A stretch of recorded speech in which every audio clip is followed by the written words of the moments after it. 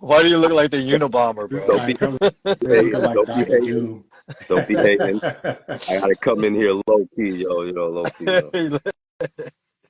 Come in here, ready to do some damage. Low key assassin Got you. in an Yeah, undisclosed I got my location. shirt on, but you're not gonna really see it. So And big shout out to whoever designed these shirts. Got us out here looking like the Avengers. shit, Yeah. it me, son, it me. Oh, There you go, my man. All right, I see my cuz here from Sensational Image Details. That's well, we won't out him here, but yeah, that's somebody who's close to the team. We see Warriors Garden. What's up?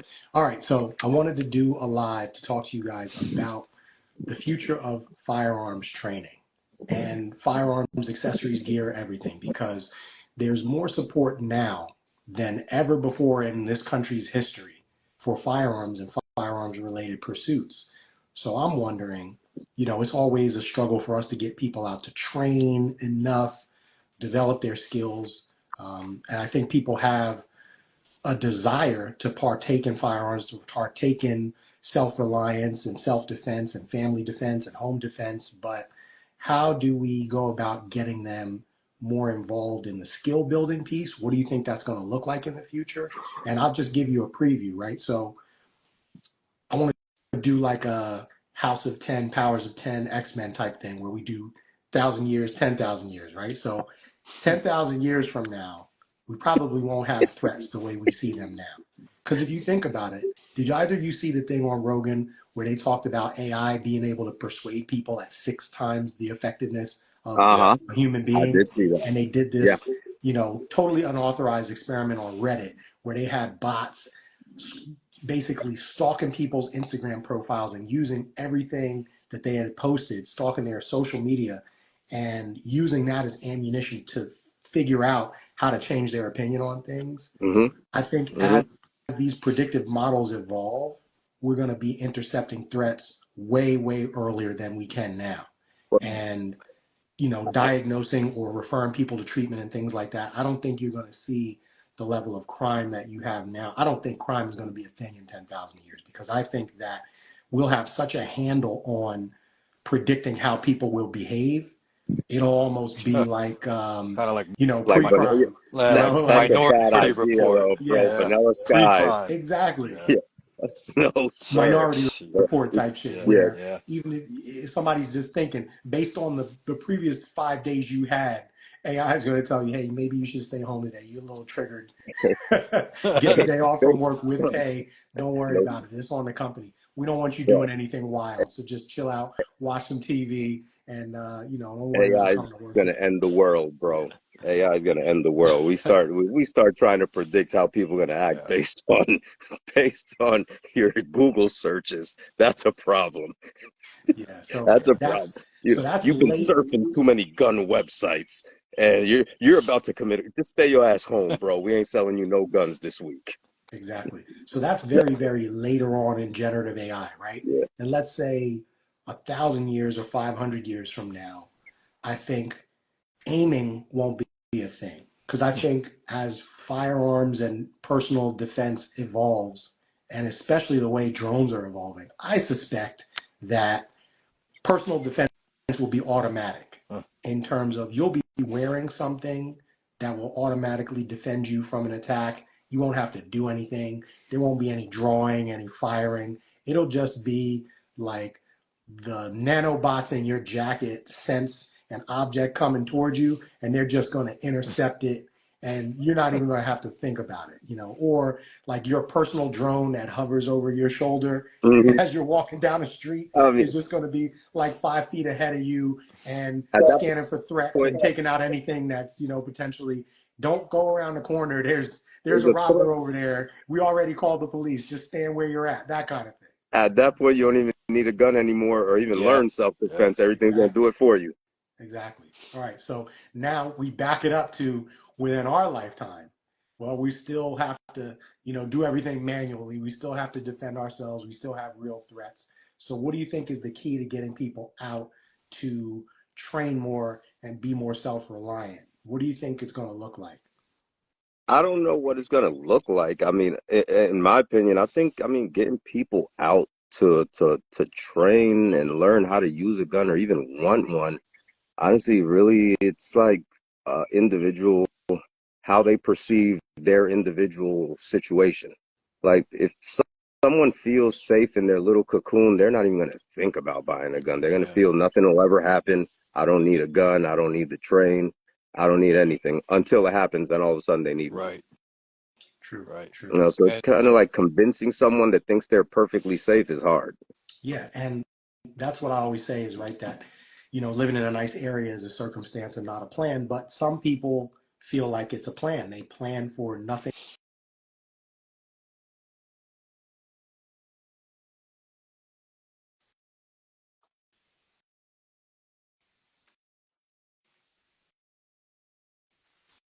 Did I lose it?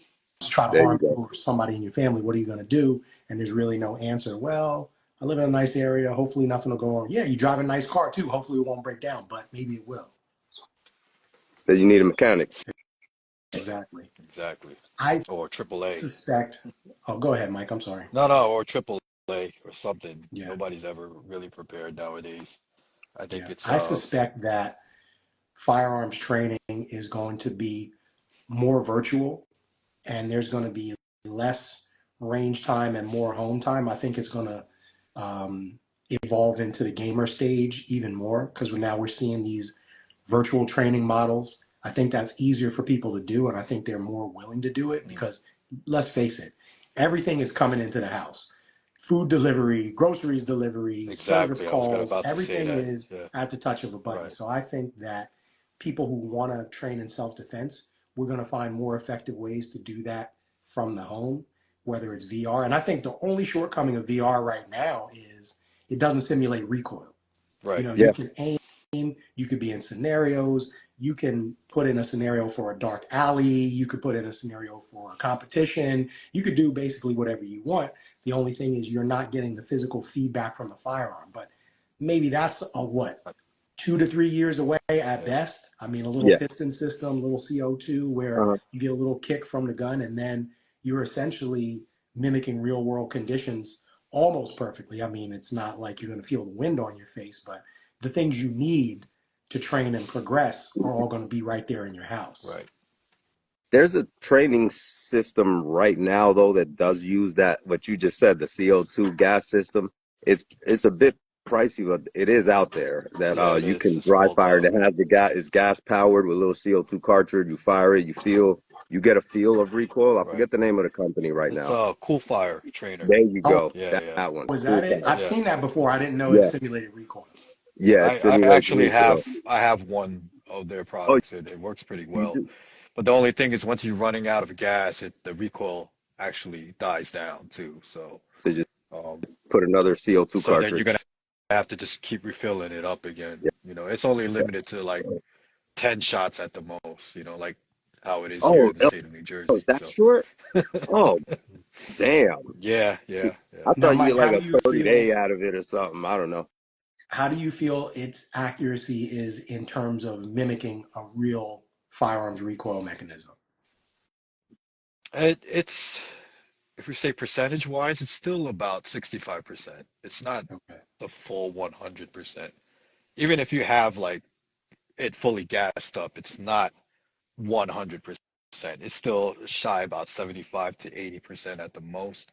But having like real recoil from like just like the standard 9 mil, it's nothing close to it. Got Yeah, So it's close. Okay. So yeah, again, we're almost there almost where you there. could have a full training experience in your house. Right. Now that speaks to capabilities such as shooting. Now, when it comes to decision making and knowledge of the law and knowledge of situational awareness, how to hone in your judgment, because you could shoot all day, like on the FATS trainers that we used to use in law enforcement, where you're shooting at a screen, you have to give commands, you have to do all the right things. And, sometimes people may shoot somebody that they shouldn't have shot in these simulations and they learn lessons there. You have to still have somebody to guide you because you could be shooting all the wrong people and shooting really well at home Yeah. developing your skills, but exercising really, really poor judgment. So I think there's still going to be a need to get instruction. I, My question is, how do we meet the challenge of getting people out there to get that instruction What- on a and larger basis, especially yeah, in states like ours, right? In New you're Jersey, right, there's a right. lot of It's obstacles to firearms ownership. They don't want you there's to a have, lot there's a lot of obstacles from the get-go because most of the firearm people that are getting into firearms, the only way you're going to actually meet them are at the range or at an actual gun store. It's not just a regular person down the street. You could yeah. start up that kind of conversation. And the It's things like you said, still you, you, yeah, it's still you're like meeting them. taboo in a way. Yeah. So like how much more can Because you're you meeting them at the gun store or right at a range, so they're or already in. So it's yeah, not a hard exactly. sell in that environment. Right, But right. outside of that environment, Yes. you know, So where yeah, how do just you get them? I don't know. Maybe in a gym. You go to a gym. I mean, if we're thinking about like the conversation, even bringing it up amongst friends Hmm. nowadays, they're like, "Oh my God, you shoot guns? Yeah, you a gun owner?" It's so taboo, but then in But actuality, it's like, you know, but here's a it's thought. something. Right. Here's a thought, and it's something that comes to mind even when I'm teaching courses. Or Wayne, you probably I know you address it at times. Mike, you too. We all talk about these things. What about when we're training? Because sometimes we get caught up in the firearms of it all, Mm, and you kind of forget the things that go with that, along with being able to defend yourself with a gun and learning. Okay, I'm gonna defend myself with a gun. Cool, but what about before the gun? Like we can talk about things like this is why I mentioned the gym, because in my opinion, if you're talking about being combat ready, right? We're talking about defense ready. I always like to, there's a few things that go hand in hand, in my opinion. I say hand to hand combat, anything you decide to do, you should be capable of defending yourself with your hands first. You should be verbally capable of defending yourself. You already know what that means. I don't think we need to explain it too much, but you should right. be at verbal abilities, verbal skills, hand skills, some level of physical fitness, whatever, you should have Some. some, I think. And as a last resort, damn it, I need my gun. It's time to go to work for real because this is too Right. much for me to handle without it. yeah, So absolutely correct. that's why. And I think, yeah, Go ahead. it's definitely a responsibility because that's something we talk about in class that you can easily become a liability if you lack situational awareness, if you lack good judgment, if you lack physical fitness. The risk is that somebody's going to take your gun from you and do whatever they please. And Right. we see it now. If you don't, even if you may have some of those things, but you don't have the wherewithal to know about how to properly carry a gun. We've seen videos recently with people getting their guns snatched away from them because they're carrying it in their pocket or on their back, or Hmm. just not being aware and not having a mechanism that's sustainable to secure the gun. Yeah, So you have a responsibility to Right. everybody around you to secure that firearm, because if you don't, it becomes then the firearm now owned by a criminal. yeah, Um, so I think you're right about that. And I think that just sets a higher skill bar yeah. because let's face it, most people are not fit. No, Most people do not have any kind of martial arts training. Um, they and become dependent on just the gun. Well, right. I think even just the basics of the firearm training should be accessible to everybody as Hmm. far as it just being, not having to be a paid thing, but it should be somewhat accessible to Yeah. everybody, Hmm. not just the certain, economic class. I think anybody that wants to get into firearms should have something very accessible right away, without Absolutely. going through an outlet of you know, of some type of like monetary value. You know Yeah, what I mean? Doesn't have to be Yeah, something true. that they have to yeah, pay for. Yeah. And that's Um, keeping in with the spirit of the Second Amendment, right? That right, you right. have a right and you have access to be able to use the right properly. Like if they didn't supply voting machines, you couldn't vote. So Exactly, um, exactly. But for this, firearms, yes, right, we should right. have some degree of education. Now, if you want the Cadillac or the Lexus version of education, it's going to cost you some money. Right. I think, but a basic level I agree with that sentiment. A basic knowledge should be accessible. And you know what? New Jersey makes it hard. New York does Yeah, too, because not only overall. is the knowledge, okay, let's say make it accessible, It's but not just even that. They just completely don't care about no, that. They try the to shut it whole down right process. away. They Yeah, the want to whole put process. it to where you can't even afford to get a permit to be able to even think about training for it. How about getting a permit first? Right, I mean, right, and they're trying, and they make it harder and harder as often as they can, so that right. hopefully people just get discouraged and just decide, nope, I'm just going to call the police to help me, and they're going to be a day late and a dollar short every time. They're coming to make chalk outlines and take a report. True Exactly. indeed. And that's something that we hear from people a lot of times when they come to train with us or they express the interest to train, is that they have no idea. There's still people right now today, even though it's been available for almost Yep. 4 years, who don't know you can get a concealed carry permit in New Jersey. That's how under the radar these things fly. If you're not in our community, the odds are you don't know what's going on. You don't know what laws are changing and what's required. And for a lot of people, that is a major obstacle. And I think we're meeting the need, and people like us are meeting the need by giving the education to folks. But I think we have to go a step further in terms of maybe bringing back, for a while we were doing those 2A Q&A, where we would just hit up happy hours and invite people out to ask their questions and engage with us. We should probably start bringing things like that back to try Yeah, to reach out to people who aren't in our space in regular places. Like you said, Mike, if you're not running into somebody at the gun store or the range, where would you have a talk about firearms exactly. Yeah, if yeah, there wasn't a venue yeah. set up to do it? And I think that may be one of the ways we can start reaching more people, is to get out there and just let people ask their questions. You know, there's no such thing as a stupid question if you've never been exposed to the topic. Hmm. And Yeah. the reliance is on people like us who know something to help people understand and encourage them to move Right, forward. right. I think some businesses would actually agree on that too, because as a business owner, they should, you know, have that fundamental stuck in their head that, you know, I own a business, it's another responsibility.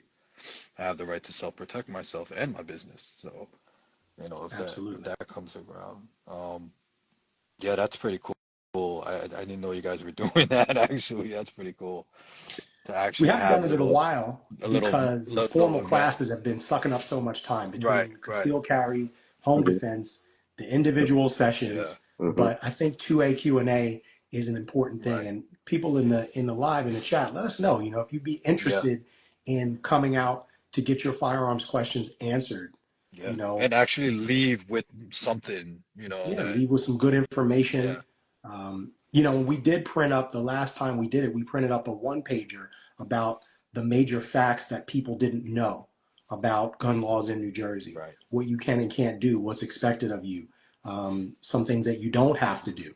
And I thought it was very helpful. We got some feedback that it was helpful. It's just, I think it falls by the wayside sometimes because we get so busy with teaching classes Hmm. that we forget, we need that pipeline of people coming into new education. Right. And some people are just not going to ask questions. They're just not going to reach out. They feel silly. So if we get a venue where we can talk to people about defensive education and they could just ask what they want, it's a casual environment, have a couple of drinks, have some Exactly. wings and chill and Yeah, ask us what's yeah. on your I mind. mean, I didn't It's tell I just you. think like we can if make some it's progress. just like even if like when the fire department does like a little thing for like fire prevention, or when local law enforcement does something about, you know, just like little things like that about Like even what's in a going on in the martial arts gym, community. you can go to Yeah, your local exactly. martial Yeah, arts gym and hold a Q&A there. Because anyone that's interested, I think, if you're taking a martial arts class and clearly self-defense is important to you, so you can potentially hold a Q&A there, and they may not know much about the Second Amendment, about the New Jersey laws. You can educate them. That would be a venue where you can get people and exactly. educate Yeah. them.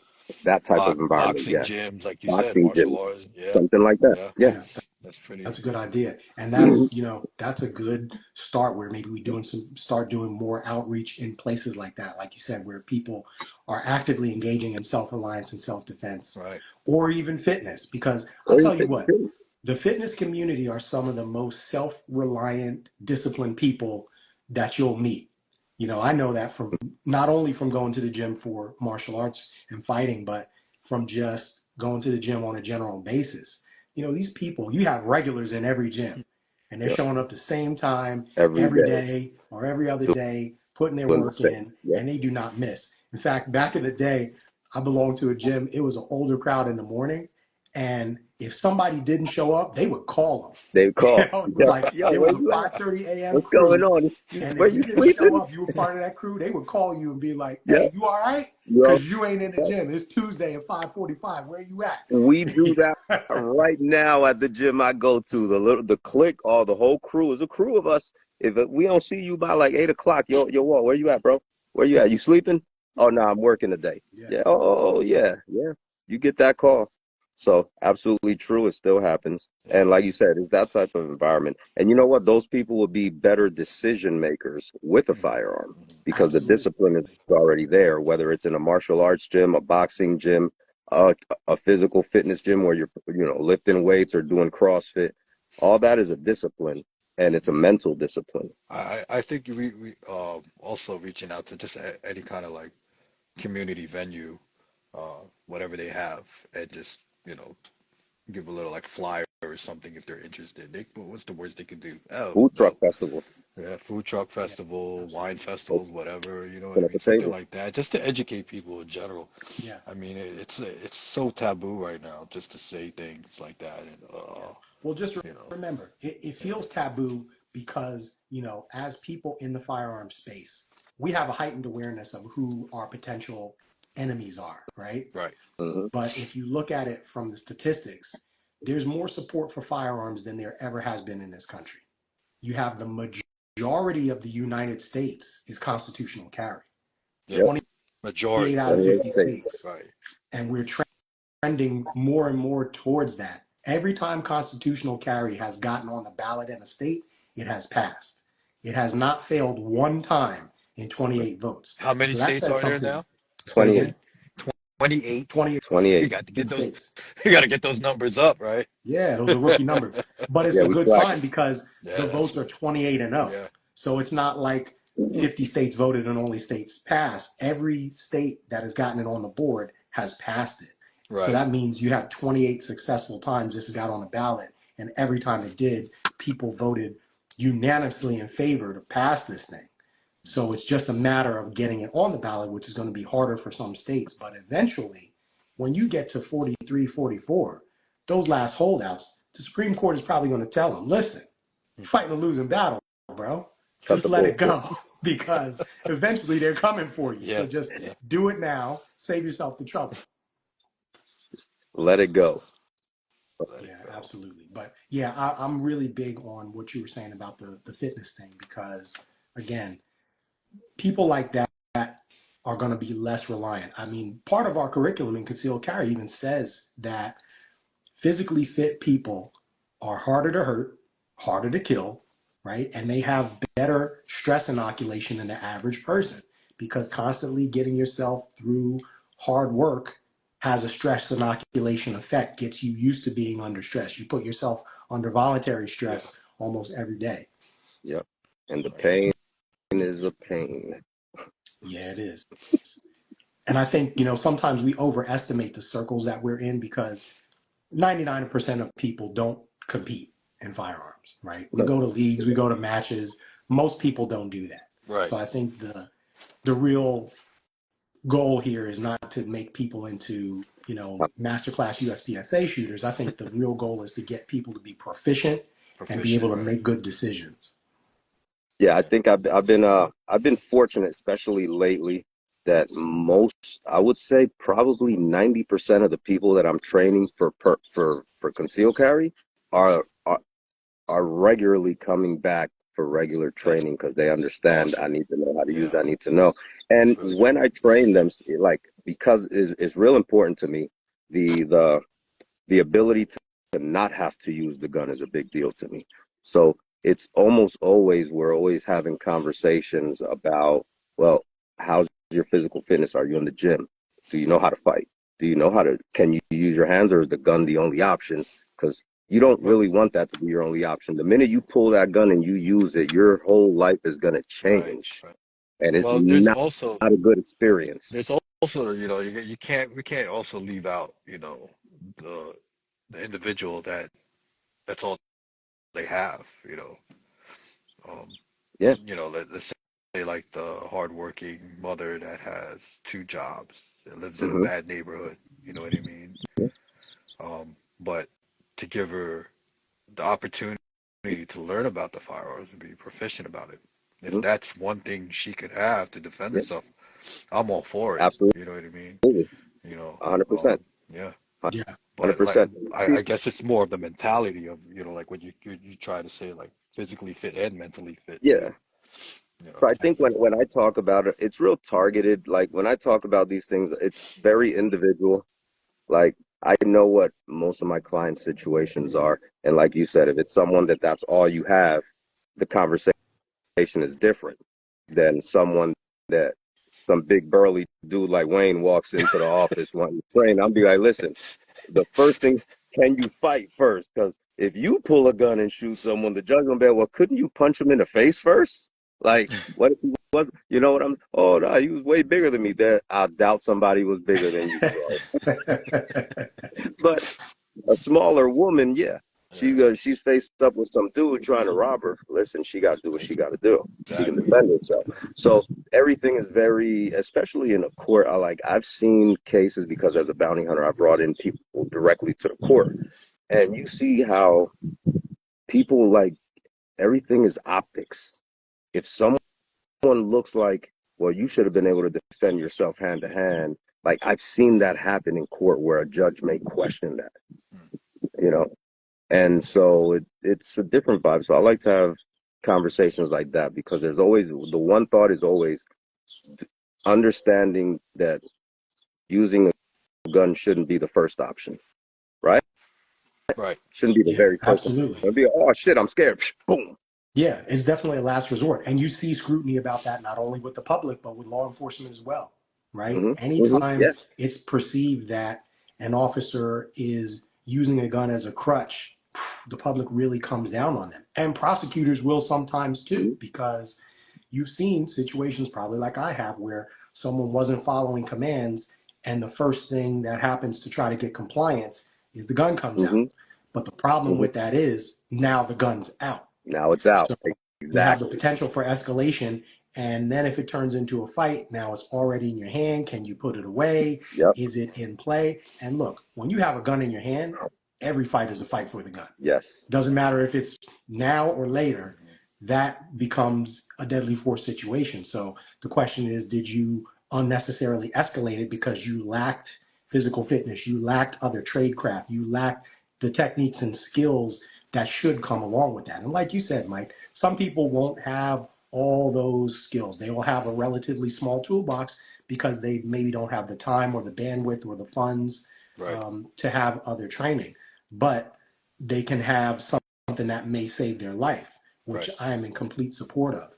And then there's a group of people that should be doing other things Hmm. that aren't necessarily doing them. So as educators, I think we have to encourage those people to do the things that they should be doing, right? Like Walter said, if Agree. you're a young, fit dude, okay, yes, you can learn about firearms and all that, but you should have some other trade craft to go along with that. That's more important because remember, a gun is the solution to less than 1% of problems.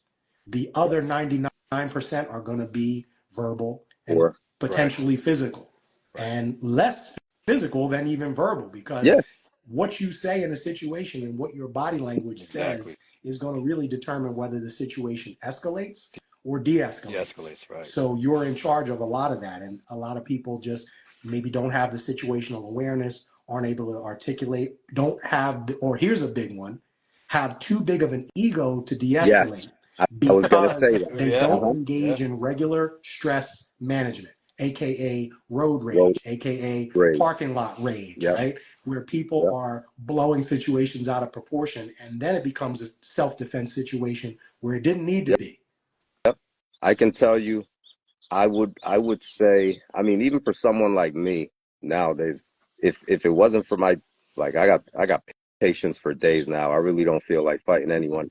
And because I have a gun, because let me be clear, because I have a gun, I've actually calmed down.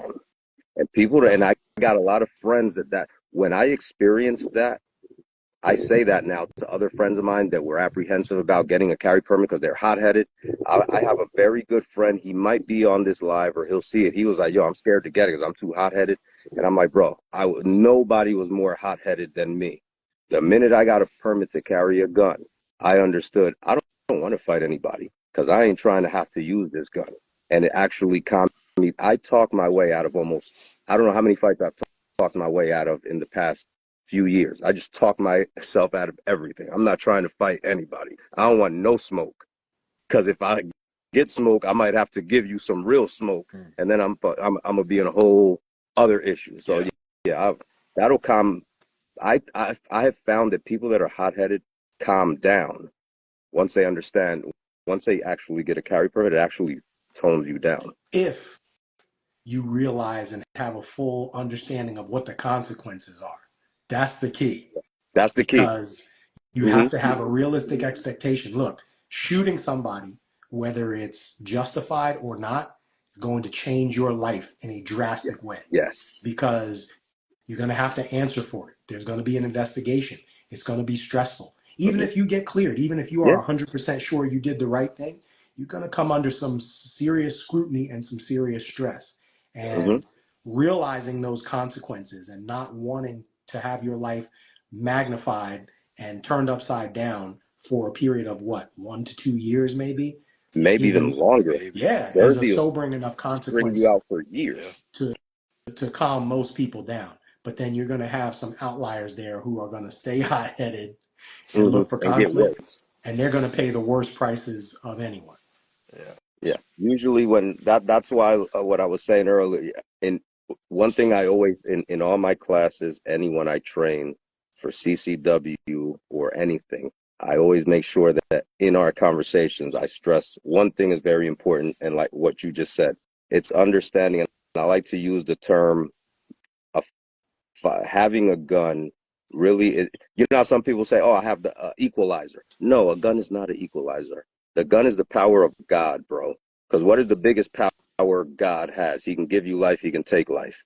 I got the power of God in my hip. I can take your life. So do I really want to? That is a major responsibility that you have. And in all my classes, I say that to everyone. I'm like, what a responsibility you have. You have the power of God in your hip. Use it wisely. If you don't have to use it, just walk away from it. If someone calls you a punk, yeah, I'm a punk, cool. You have no idea the smoke I can put on you, so I'm just going to walk away from that shit. Yeah, absolutely. And that's a good way to think about it in terms of perspective. It has, what does Spider-Man say? With great power comes great responsibility. And once you put that thing on your hip or in your waistband, you have a lot of responsibility. And fortunately, the bar is not high enough that you're expected to protect others. But I think most good people would take it upon themselves to protect someone else if they had the right opportunity. So it's a responsibility that comes with consequences and it comes with benefits. But yeah, we have to be extremely careful with it. And that's going back to the importance of widespread, pervasive defensive education and access to that education for everyone. So after this live, let's get back on it with talking about continuing those 2A Q&As, because I think we can get people out, and I think we have some great success, engaging with people that are maybe not in the firearm space. I think that's very important. And that's going to be important going forward across the country, right? Now that we're potentially going to get the SHORT Act and the Hearing Protection Act and concealed carry reciprocity, there's going to be more access than there ever was to firearms. And the conversation has to be with people who don't necessarily think the same way we do, to try to make them understand where we come from and why self-reliance and self-defense is so important. And I'm going to tell you something. Those are something I've realized and I'm noticing is having those patches that we have is a fun way to motivate people to train. It is. And that's one of the only reasons I did it, because I was of two minds, and we're talking about the Kaiju challenges. At first I thought, well, having standards can be a little douchey, right? Because it's like, yeah, come shoot these things, these strings of fire that I made up, and like, why do you need validation from me? Who the F am I? Yeah. But I also thought, okay, people need benchmarks, people need progress marks. Right. And having some of these things in place is a good way to encourage Yeah. people to strive for something. And that's why I was really adamant about not calling them standards, but calling them challenges, because they're just a waypoint that you should seek to exceed by great margins eventually. But for now, try to meet them. And then once you meet them, keep going and keep training and keep getting better. And you're right, it has been more successful than I imagined it would in terms of people really wanting to meet these challenges and see how they can shoot these strings of fire and get these patches. And I mean, it was a very small cost compared to the benefit that we've seen in terms of people getting better, getting faster, Yeah, getting more exactly. accurate. It has been priceless. I mean, look at the improvement we've seen just among people we know in terms of how their ability to put accurate, fast rounds on target has improved in pursuit of these challenges, these little Yeah. patches. There's not a day. Anytime I go to the range, at this point, it's every time I go to the range. And I'm in the range, what, Wayne, like 3 times a week now? I think I'm there 3 times a week. Every time I'm there, people want to try for the patch. There's always people trying, and I'll be handing out nice try stickers to people. Good try, bro. I'm handing those out. They trying, but you see them, and a lot of times it's repeat people. Even people that work at these ranges, they keep trying and trying, and you see them getting better at it. And then at the end of it, you're like, yo, you realize how far you've come. And I told, even yesterday, one of the guys got their patch finally, and I told him, okay, now you have to keep that and build on that. It's not, I got it, okay, I'm not going to train no more. Now you have to build on that, because I mess with them all the time. I might come in here one day and be like, yo, let me see you get it. Well, Let me see you hit the your cool thing I challenge. Let me see noticed you about still hit like when people are trying out for it is like if they don't get it a couple times, you guys are actually there to critique them and tell them like, listen, you're doing it this way, try this way. So you are helping them out it. too. Yeah. So that's You the give them the pretty cool codes. thing I about call it. it It's the not like, codes. oh, here's you suck, get out of here. You know what I Yeah, mean? no. It's actually you and guys are actually there, and yeah, from my point, you and were like, that's yo, you the got to draw goal. faster. You're doing this or you're doing And this that's wrong, the and I'm like, yo, that's goal. awesome, man. And Everybody, there's a kid. yeah, Let me tell you, everybody's. the kid that got it Mhm. yesterday. You know how we always say you need a sub-second draw in order to get the first one, the Right, F3, right? right. That's kind of like the general consensus. I will tell you, if you are a, a, a good shooter, you actually don't need a sub. What you need is a low one. So like this kid yesterday, he did it with a 1.03, but his splits were almost what mine are. His was a low 2. It was a 0.21 and a 0.22. And he got it. And it's like, okay, I looked at his splits and I'm like, see, he knew he got on target, and he knew once if he can get on, his splits would hopefully carry him. And they Right, did. right, They right. carried Yeah, the day. Because if you think about it, if you're a straight 1, then you got 0.25 and 0.25. So if you can stay under 0.25, you'll yeah, hit it, even despite a 1 second or a little bit more draw. right. So even though, yeah, we say sub-second is the way to go because it'll give you more time, you can get away with it if you're good, if your finger's good. Yeah. Well, he did the Yeah. math. He solved the equation. He knew exactly what he Yep. needed. Yeah. And that's what we're encouraging people to know exactly what your capabilities are. And that's a great example. hmm Yeah. hmm And like I always say, I like to say, I'll give you the codes if you're willing to receive them when we're doing it, in the process of doing it. I'll give you the codes. I mean, set yourself up here. You want to go here, come out like this. You do the same thing. You give them the codes. We give them the codes. Yeah. I'm sure Mike runs into somebody and they're trying to do it. Give them the Give codes. them the Yeah. codes. We all I mean, have them. yeah. That's the whole thing, right? Shooting is not a secret. It's not. No, The way to put accurate, fast rounds on target is not a secret. People maybe take different paths to get there, but the recipe is not top secret. no. It's available to everyone. It's just a Mhm. matter of everyone being willing to put in the work the time, the practice, the discipline to make the progress. Because there's no shortcutting the progress. There's no shortcutting the process. The process, there's no shortcuts, not at all. You cannot show up wanting, yeah, I want to be great. Well, did you put in the work? How many thousands of rounds have you fired? Oh, I go to the range once a month. That's right. But do you dry fire consistently? Right. Are you Are dry you Can't handling shortcut the fire? You can't foundations. shortcut it. You Can't cannot shortcut shortcut it. the foundations. The work has to happen every day. Or be able to stand. Sam Callahan said to me a couple of years back when we went to train with him. Shout out to Sam Slam at that. Double Eagle.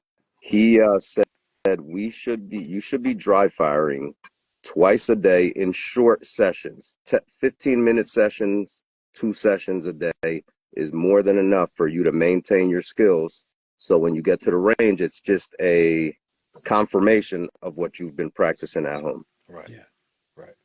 And if you think of that, I mean, if you're talking about 15 minutes twice a day, that's 30 minutes a day. I mean, you're talking about give or take like 4 hours a week. That's a lot. You know, it may not feel like a lot, but that's a lot of rehearsal for mechanics. Mm-hmm.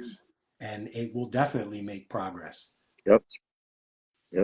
All right. And That's about all we got. So yeah, takeaways from this. Yeah, I think we need to go back to the 2A Q&As and get people out to these happy hours and start talking to them about defensive education, continue on with the kaiju challenges, and encourage people to shoot those. And they're about to get harder, people. Oh, yeah. Whoever listens, We're going to start shaving them down. They're about to if get you harder. haven't gotten an F3 Hateful Eight, you know, in Get your them now. kaiju extreme danger, that's what They're about to Get them real now before hard. the tariffs. them away. Get them The standards now are only before going to the get harder, tariffs. not easier. Y'all gonna find out real soon if y'all don't get them quick. All right. Quick Gentlemen. shout outs to everybody. I see Warriors Garden in the chat. Sensational Image Details. Thanks for coming in. I see Bounty Hunters here from Muay Thai. Johnny from the Firehouse.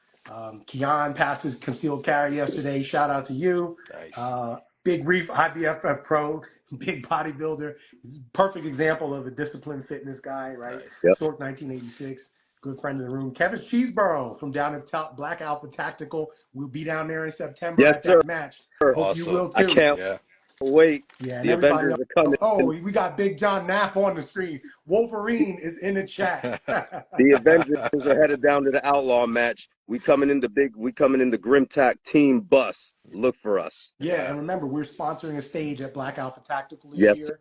sir. September match, so we will have the stage we sponsor decked out in GRMTAC flags, banners, everything. You will make no mistake that it's our stage. So we look forward to seeing everybody, and thanks for joining us on the live. Train hard. Stay ready. Peace out.